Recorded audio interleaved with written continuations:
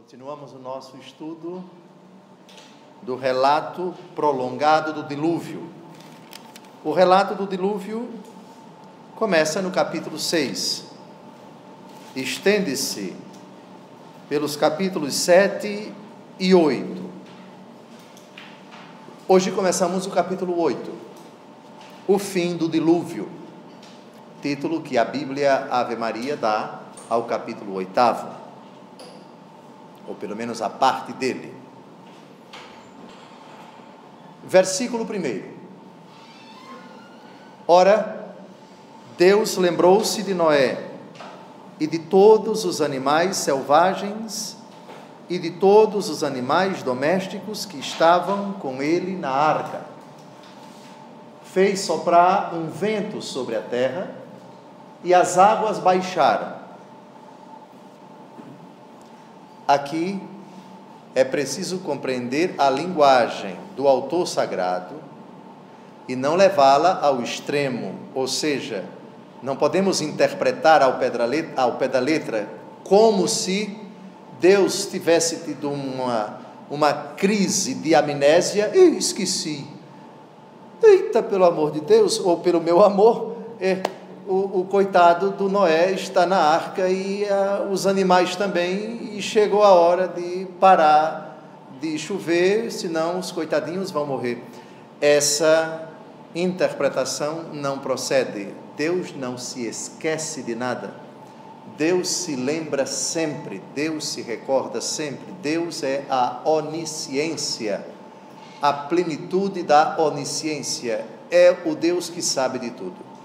É uma expressão que quer traduzir simplesmente isto: assim como Deus preocupou-se com a humanidade, representada por Noé, sua esposa, seus filhos e suas esposas e os animais, também, terminado o dilúvio, preocupa-se com todos estes que estão dentro da arca. É o que significa a expressão Deus lembrou-se. Não significa, repito, que Deus estava esquecido, que Deus não tinha se lembrado e de uma hora para outra se lembrou. Não.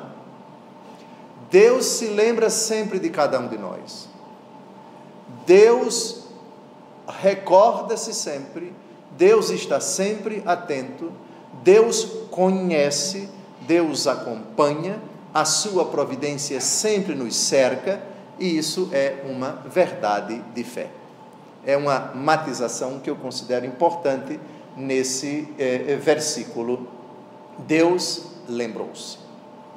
Versículo 2: as fontes do abismo fecharam-se, assim como as barreiras dos céus, e foram retidas as chuvas. Essa expressão, fontes do abismo, deve ser sempre conexa com uma expressão do capítulo 7, as fontes das águas superiores, as fontes inferiores. O que são fontes superiores?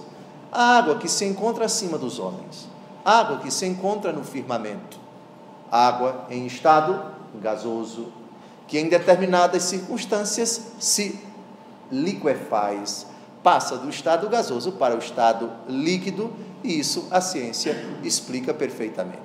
E as fontes inferiores, todos os mananciais, as águas salgadas e as águas doces. Muito bem, em síntese, o versículo 2 poderia ser traduzido com uma frase simples: Deus determinou que parasse de chover. Basta somente isto. Versículo 3: as águas foram se retirando progressivamente da terra e começaram a baixar depois de 150 dias. Vejam no último versículo do capítulo 7, as águas cobriram a terra pelo espaço de 150 dias. Não deixa de ser, por assim dizer, uma repetição. A repetição aqui ela não é redundante. Lembrem-se que aqui nos capítulos 6, 7 e 8 nós temos uma mistura, por assim dizer, de várias fontes. sobretudo a fonte já vista e a fonte sacerdotal. Fontes são, digamos assim, como o próprio nome diz, a origem de um determinado relato. A fonte já vista é mais antiga, a fonte sacerdotal é mais recente. O livro do Gênesis, nos seus 11 primeiros capítulos, ele foi redigido por várias mãos, chamemo-las de várias fontes, pelo menos 4, a fonte já vista, a fonte eloísta, a fonte deuteronomista e a fonte sacerdotal, escritas por pessoas diferentes em épocas diferentes a respeito do mesmo relato.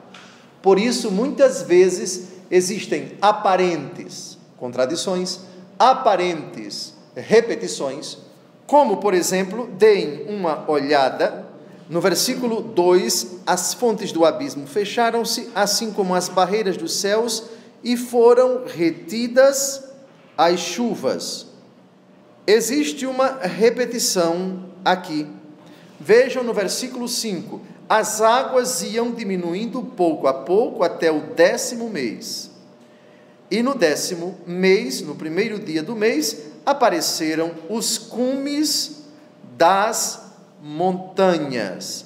Os cumes das montanhas. Ora, um pouco mais para a frente, no versículo 7, deixou sair um corvo, o qual saindo voava de um lado para o outro, até que aparecesse a terra seca. Soltou também uma pomba para ver se as águas teriam já diminuído na face da terra. A pomba, porém, não encontrando onde pousar, voltou para junto dele na arca, porque havia ainda água na face da terra. Não parece uma contradição com o versículo 5, que diz que apareceram os cumes das montanhas? Parece uma contradição. Não haveria contradição se fosse uma única mão a autora desse relato contínuo. Mas como são várias mãos, como o relato que nós estamos vendo pode ser definido, como nós utilizamos a expressão no encontro passado, uma colcha de retalhos, ou seja, esse versículo aqui foi escrito por uma mão, aquele outro, nesse capítulo, foi escrito por outra mão, e uma terceira ou quarta mão reuniu tudo isso sem essa preocupação da lógica interna do pensamento e, aparentemente, parece uma contradição. Rigorosamente falando, o versículo 5 com os versículos 6 e 7 parece uma certa contradição, mas não há contradição. Por causa da teoria, não, da evidente manifestação da colcha de retalhos, como nós já vimos abundantemente até agora em vários capítulos anteriores do livro do Gênesis. Porque são várias mãos, porque foram várias fontes que escreveram a respeito do mesmo assunto. As águas foram se retirando progressivamente da terra e começaram a baixar depois de 150 dias.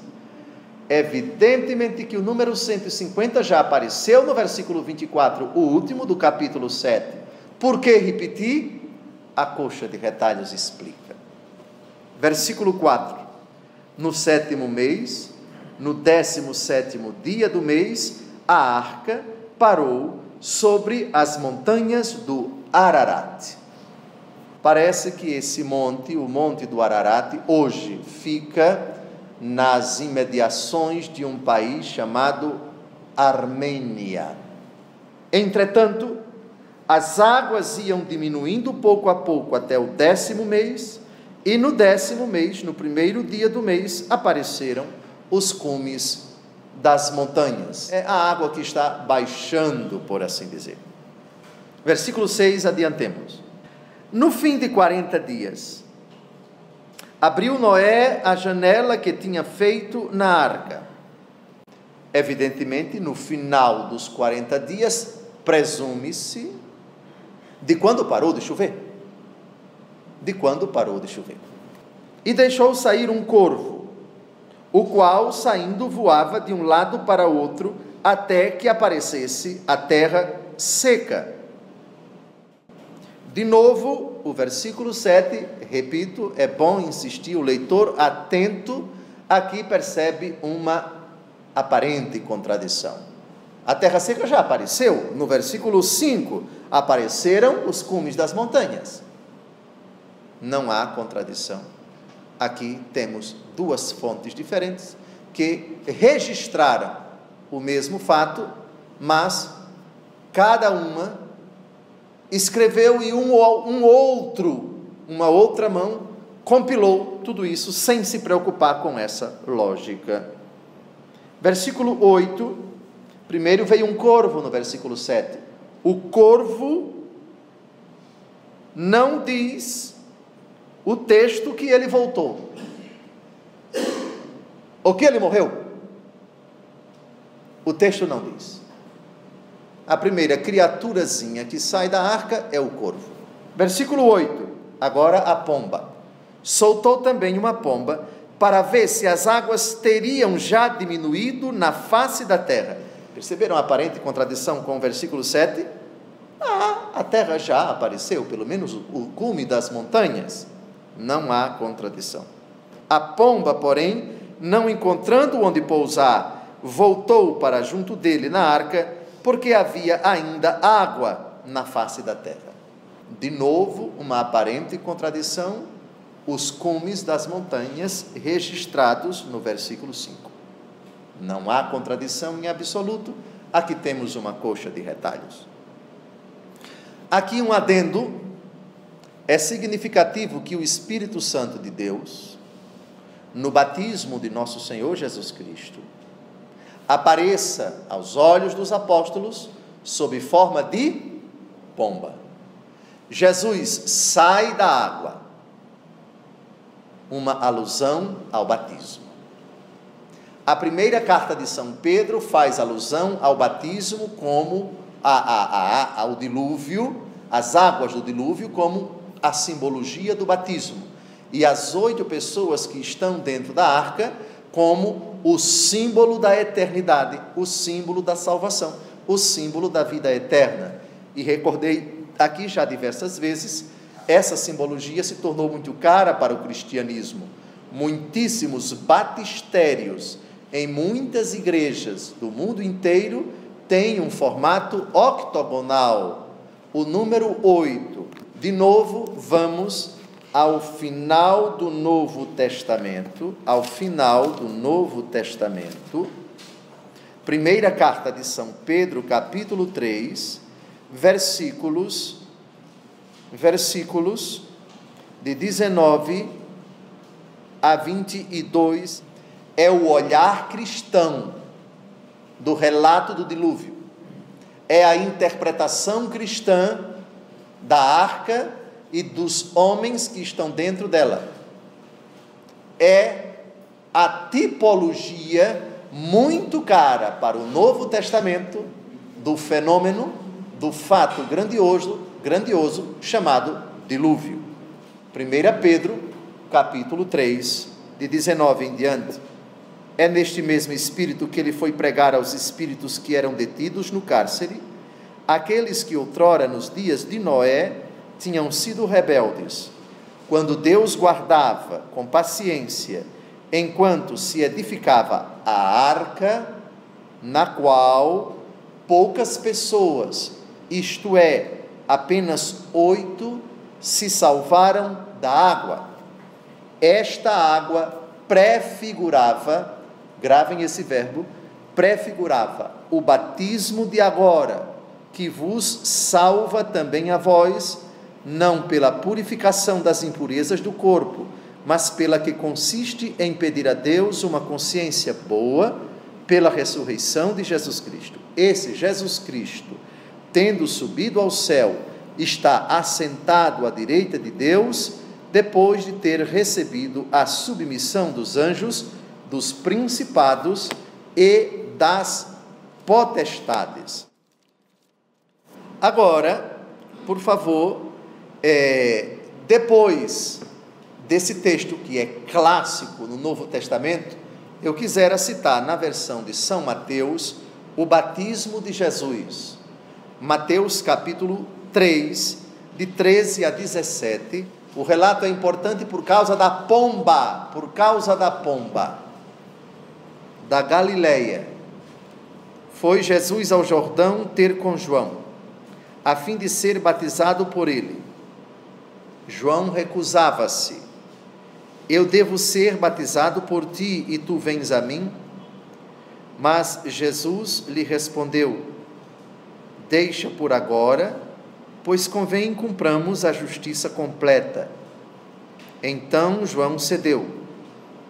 Depois que Jesus foi batizado, saiu logo da água.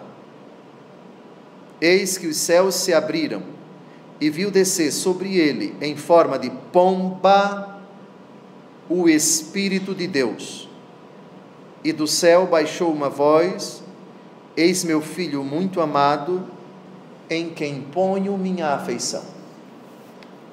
Alguém pode dizer, mas o Senhor tergiversou bastante, saiu do relato do dilúvio e foi para São Pedro, e foi para São Mateus. Não houve tergiversação, não houve digressão, não. Foi justamente para mostrar a leitura comparativa, a leitura cristã que os autores do Novo Testamento fizeram do grande acontecimento lá no livro do Gênesis. Então, a imagem da pomba como símbolo do Espírito Santo tem uma origem, tem um fundamento lá atrás no livro do Gênesis. E nada impede que se faça uma leitura pneumatológica. Pneumatológica significa uma leitura do Espírito Santo, da ação do Espírito Santo, já no livro do Gênesis, no relato do dilúvio. Aliás, o Espírito Santo já é citado no comecinho da Bíblia. No princípio, Deus criou o céu e a terra estava sem forma e vazia, e o Espírito de Deus pairava sobre as águas. Então, juntem esse versículo com as águas baixando no tempo de Noé, a pomba que sai, e repare, daqui a pouco ela vai voltar com um ramo de oliveira.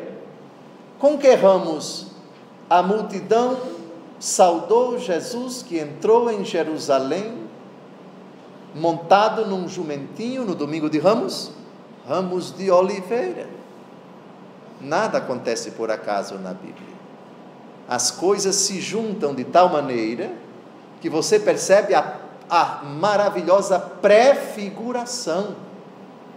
Os fatos registrados, narrados, descritos no Novo Testamento têm ressonâncias veterotestamentárias, têm reminiscências, têm dados, têm imagens, têm figuras que você vai encontrar lá atrás, como que a dizer, isso daqui um dia vai aparecer de novo lá na frente. Dito e feito. Pois bem, então voltemos para a pomba no versículo 8, Gênesis 8. Soltou também uma pomba, para ver se as águas teriam já diminuído na face da terra. Evidente que as águas já tinham diminuído, veja o versículo 5. Mas aqui é outra mão. Continua o versículo 9. A pomba, porém, não encontrando onde pousar, voltou para junto dele na arca, porque havia ainda água na face da terra. Noé estendeu a mão e, tendo-a tomado, recolheu-a na arca. Bem, eu poderia me ater aqui, cada versículo da Escritura, lido pelos padres da igreja, eles enxergam N simbolismos. Não vamos fazer aqui a leitura simbólica, tipológica, de cada gesto, Evidentemente, alguns elementos, algumas pinceladas a gente tem que dar pela importância e pela recorrência de fatos, de gestos, de objetos, de pessoas no Antigo Testamento, como fizemos citando Mateus e a 1 Pedro. Mas vamos avançando. Esperou mais 7 dias e soltou de novo a pomba fora da arca. A simbologia do número 7, nós já vimos. O número 7 aparece, vejam por favor, versículo 4, Gênesis 7.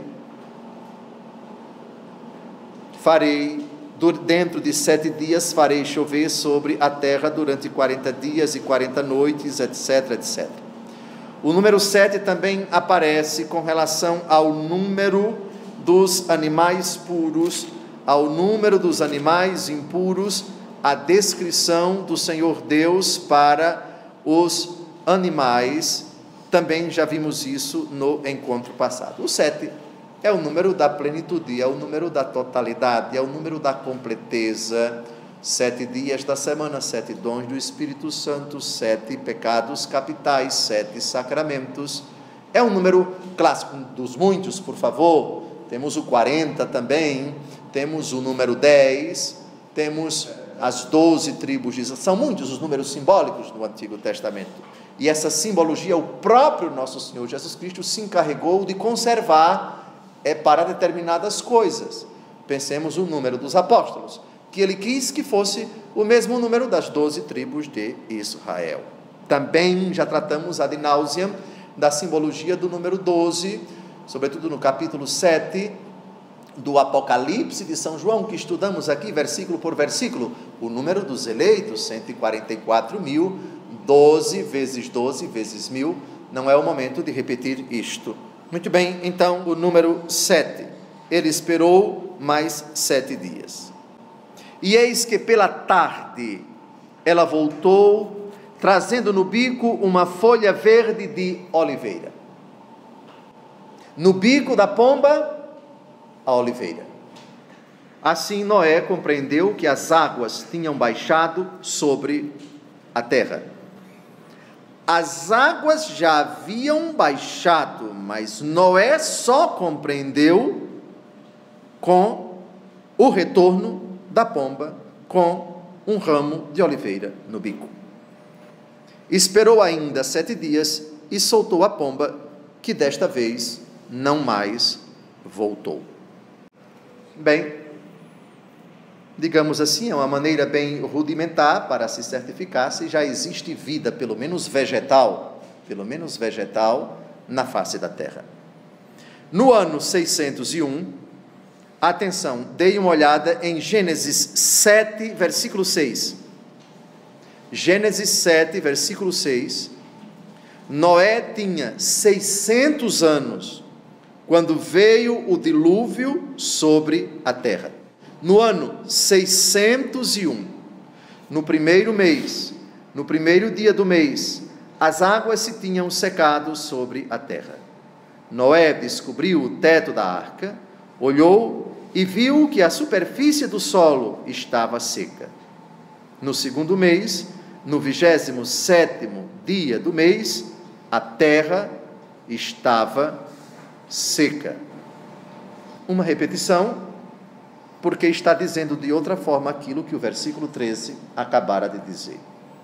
Redundância, não há redundância, é a colchinha de retalhos se manifestando com toda a sua beleza. Eu penso que foi o seu Gilberto que perguntou a respeito do sacrifício dos animais, ou seja, dos animais puros. Exatamente, foi com esta intenção que o Senhor Deus determinou que entrassem 7 pares de animais puros, dentre outras coisas, já pensando no sacrifício que haveria de ser feito após a saída da arca. A realização de um sacrifício é uma prática tão antiga quanto a humanidade. Esse não é o sacrifício mais antigo de que se tem notícia. Quais são os 2 sacrifícios mais antigos da história da humanidade? O de Caim e o de Abel, muito antes de Noé. Um sacrifício agradou a Deus, outro sacrifício não agradou a Deus. Não pela oferenda em si, vegetais da parte de Caim, animais da parte de Abel, mas a disposição do coração dos oferentes, daqueles que realizaram o sacrifício. Noé, Caim e Abel, um eivado de inveja, com sentimentos impuros, o sacrifício não agradou a Deus. O outro, que vai ser vítima da inveja do seu irmão, o sacrifício dele agradou a Deus. Então, a prática do sacrifício, vejamos, por exemplo, o Salmo 115, que poderei retribuir ao meu Senhor por tudo aquilo que Ele fez em meu favor, elevo o cálice da minha salvação, invocando o nome santo do Senhor. Essa mentalidade do Salmo 115 é tão antiga quanto a humanidade. Fora do judaísmo e do cristianismo, o que é que nós temos?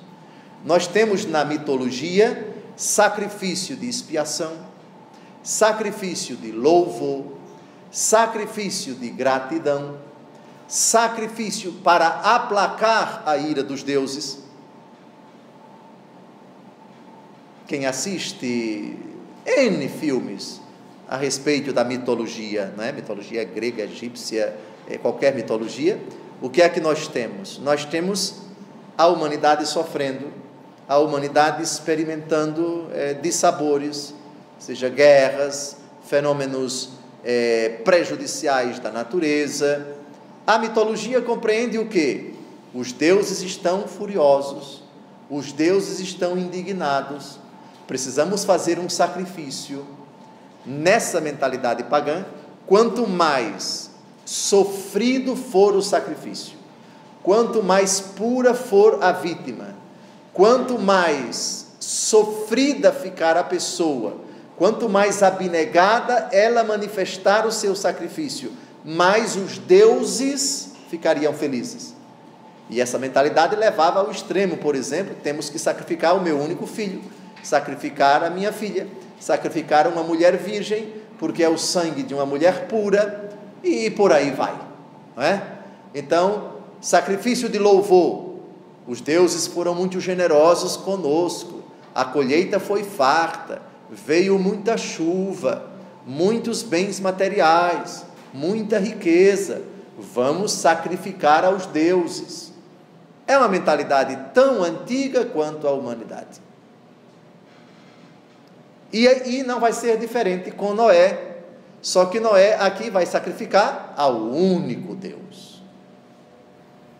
Saiu da arca, primeira providência, sacrificar um animalzinho e oferecer a Deus: muito obrigado, meu Deus, por eu estar vivo, por esse milagre, por essa dádiva, e assim por diante. Então, falou Deus a Noé: sai da arca, com tua mulher, teus filhos e as mulheres de teus filhos. Curiosamente, não se diz o nome da mulher de Noé, nem se diz o nome das esposas dos filhos de Noé, ou seja, das noras de Noé. Somente o nome de Noé e dos seus 3 filhos, que são Sem, Cã e Jafé.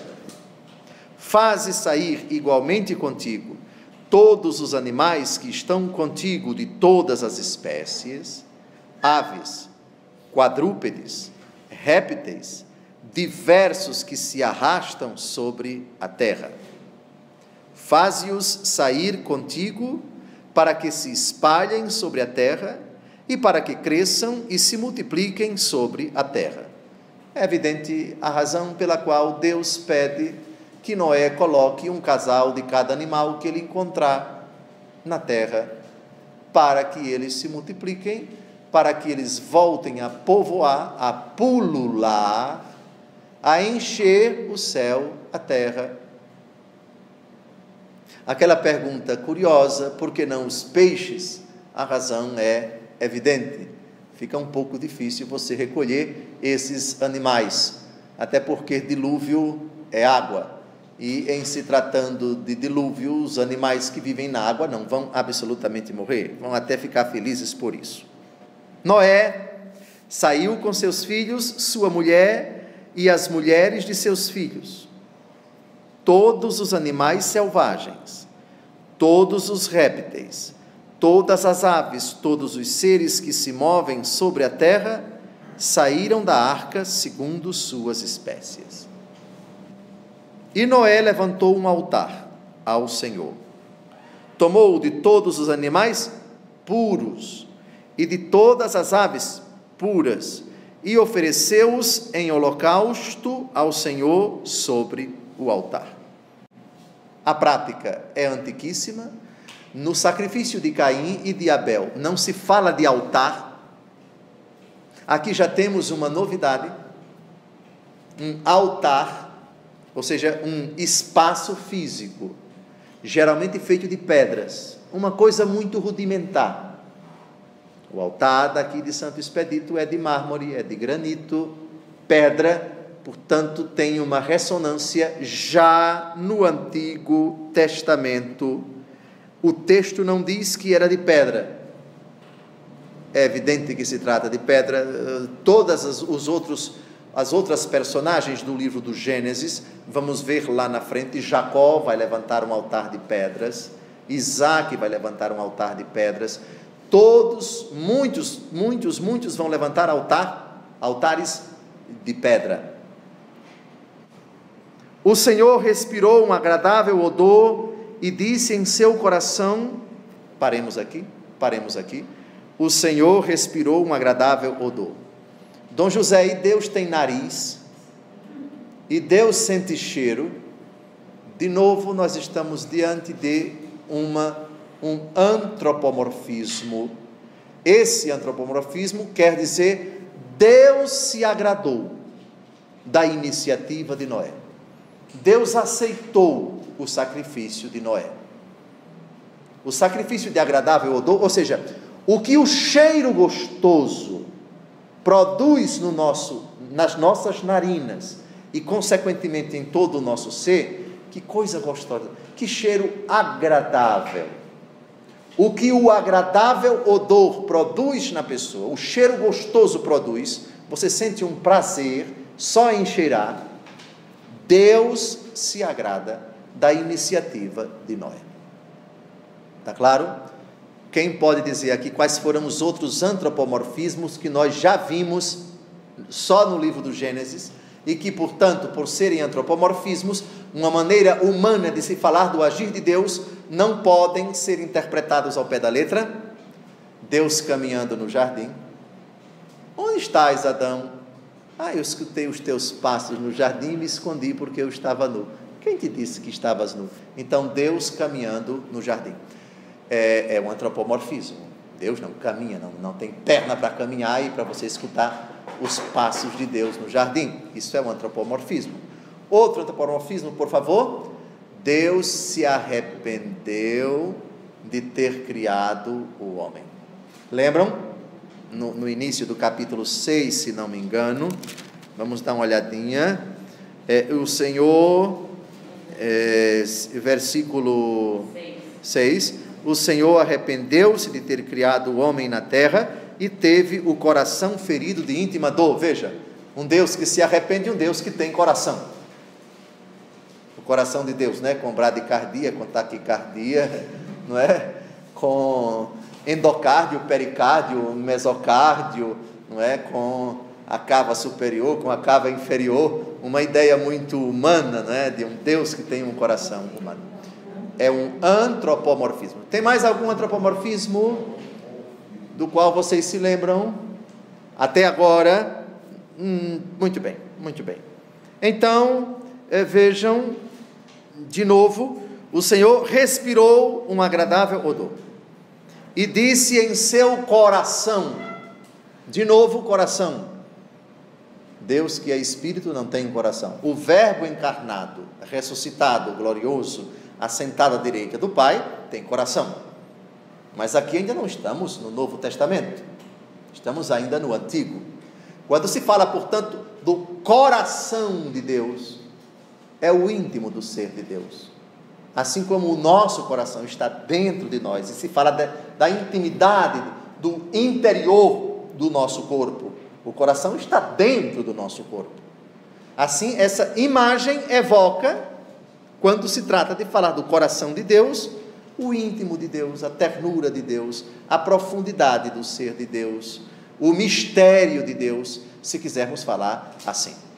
Pelo amor do coração de nosso Deus, o sol nascente nos veio visitar, diz o sacerdote Zacarias no seu hino litúrgico, misericordioso coração de nosso Deus. Como eu havia dito, a ideia do coração evoca a intimidade, a ternura, o mistério, a profundidade de Deus. Portanto, um Deus que tem coração é um Deus que tem ternura, é um Deus que é misericordioso, enfim, é uma linguagem antropomórfica para falar da intimidade de Deus. Deus disse em seu coração, ou seja, Deus disse no seu íntimo, para si mesmo, não disse para Noé, doravante, não mais amaldiçoarei a terra por causa do homem, porque os pensamentos do seu coração são maus desde a sua juventude, e não ferirei mais todos os seres vivos como o fiz. É uma promessa de Deus, foi a primeira e a única vez. Agora, eu queria que vocês comparassem esse versículo 21 com Gênesis 3, vamos ver aqui a terra amaldiçoada por causa do homem. Versículo 17. Eu queria que vocês comparassem Gênesis 3:17 com Gênesis 8:21. Gênesis 3:17. E disse em seguida ao homem: porque ouviste a voz de tua mulher e comeste do fruto da árvore que eu te havia proibido comer, maldita seja a terra por tua causa. Tirarás dela com trabalhos penosos o teu sustento por todos os dias de tua vida. Ela te produzirá espinhos e abrolhos, e tu comerás a erva da terra, comerás o teu pão com o suor do teu rosto, até que voltes à terra de que foste tirado, porque és pó, e em pó te hás de tornar. Uma parte dessa afirmação, dessa sentença dura do Senhor Deus, vai ser revogada. Qual é a parte que é revogada? Maldita a terra. E onde está a revogação? Gênesis, capítulo 8, versículo 21. Doravante, não mais amaldiçoarei a terra por causa do homem. E continua, e não ferirei mais todos os seres vivos como o vi. Agora vem a bênção, agora vem a prodigiosa providência de Deus sobre todas as criaturas. Enquanto durar a terra, não mais cessarão a sementeira e a colheita, o frio e o calor, o verão e o inverno, o dia e a noite. A humanidade está pacificada com Deus, e o símbolo dessa pacificação é a pomba, com um ramo de oliveira, e foi no Jardim das Oliveiras que a pacificação começou a se manifestar, e atingiu o seu ápice no Monte Calvário, que aliás não é muito longe dali. Vocês sabem qual é a distância do Monte das Oliveiras para o Monte Calvário? Não mais que 500 metros. Não mais que 500 metros. Pertíssimo. Então aqui nós temos o que passou, passou. O Senhor obteve o êxito que ele desejava, renovar a face da terra. O cristianismo, os cristãos enxergaram no episódio do dilúvio a purificação, a vida nova, uma simbologia do sacramento do batismo. O número 8, o número de pessoas que saíram da arca, símbolo da eternidade. 7 é plenitude, 7 mais 1 é a eternidade.